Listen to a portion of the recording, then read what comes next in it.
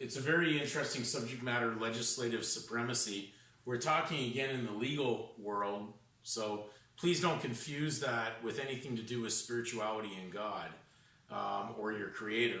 We're dealing with the term legislative supremacy. Has nothing to do with the Bible whatsoever when we're talking about the law of God or the law of your creator and how you are to be governed in a spiritual sense.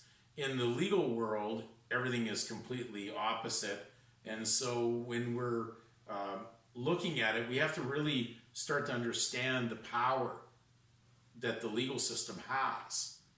And so many people are very upset right now in the current situation dealing with medical enforcement on what is considered to be the jab, and do they really have the ability to enforce what they're trying to do with the general population? And we're just trying to get to the bottom of the facts. We're not trying to get into debates. There's going to be factual evidence that we're going through here that will examine how far does the state, the legal state, have. And I always have to ask people, do they really believe they were born into a legal state? Did they not understand a lot of the videos that we had prior to this that would fully explain that the legal citizenship world is based on duties, debts, and obligations, and therefore no child could ever be born into something like that because a child could not enter into a legal contract. It is something that has to be understood in order to go forward with what we're about to read. So people get very upset when they enter into active activity with the legal realm, and therefore they start to question and attack what is something, a framework of something that they were never in control of, nor did they write the rules regarding. So when we're talking about legislative supremacy, we have to understand that this is the state. The state in a legal sense is God, and therefore it controls all those that are under its governance. Now, when we're talking about supremacy of God, spiritual, it actually has the ultimate supremacy, of course.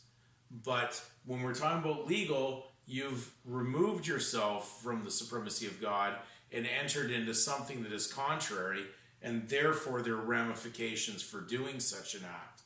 And so when we go into a court case that was dealing with a company or a corporation that was complaining that the state had basically entered into a contract with a private corporation, and the corporation itself felt that it was getting basically what we would call in slang the crap end of the contract, and therefore they were not being dealt with what they considered to be in a moral or prudent manner by the state.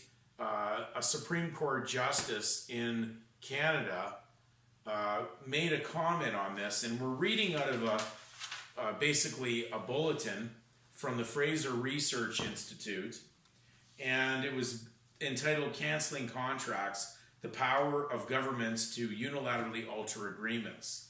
And it is a good article, and if you're able to pull it up online, it's got a lot of really good facts so that you can understand the viewpoint that's going on when you join the legal realm and when you're involved in that sandbox.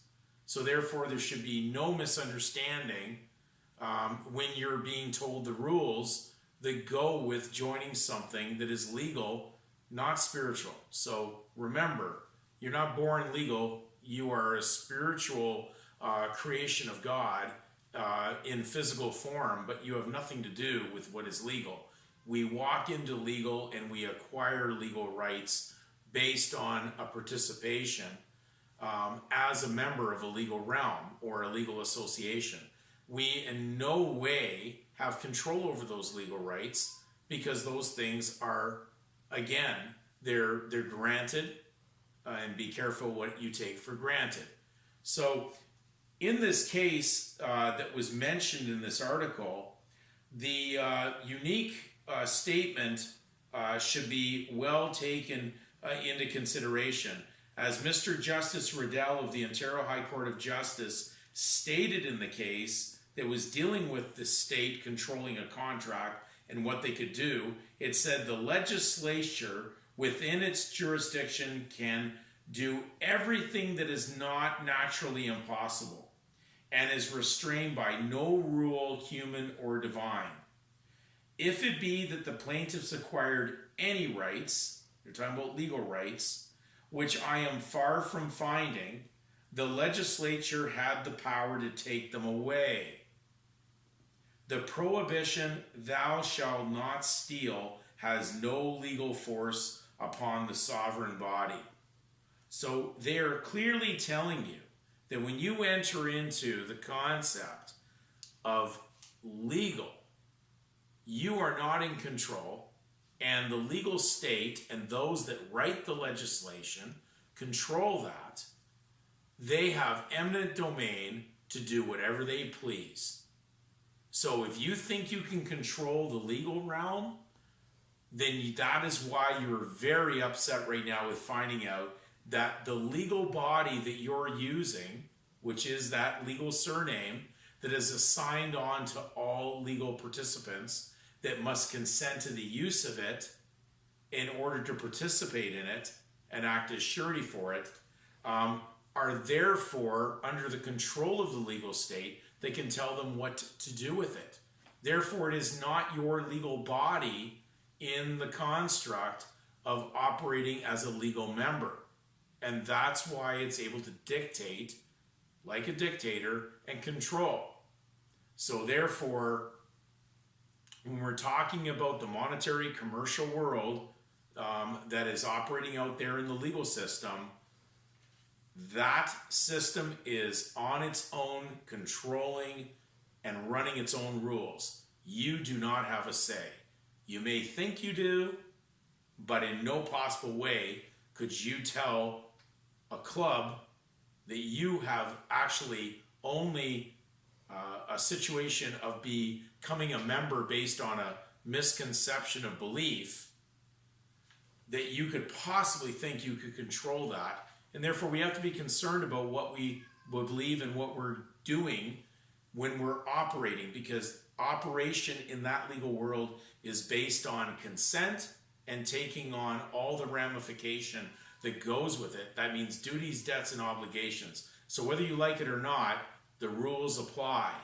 And therefore, we're going to read one more time this paragraph just so we have this in mind, so we understand how this operates. And it says, as Mr. Justice Riddell of the Ontario High Court of Justice stated, the legislature, write down to this, what we're dealing here, because this is part of the legislature, the statement of birth record, within its jurisdiction can do everything that is not naturally impossible, and it is restrained by no rule, human or divine. If it be that the plaintiffs acquired any rights, that would be referring to you, which I am far from finding, the legislature had the power to take them away. The prohibition, thou shalt not steal, has no legal force upon the sovereign body. So please absorb this, get this into your mind, because it will stop you in shadowboxing down rabbit holes of thinking that your rights are being violated. You've consented to enter into a foreign realm that has many duties, debts, and obligations.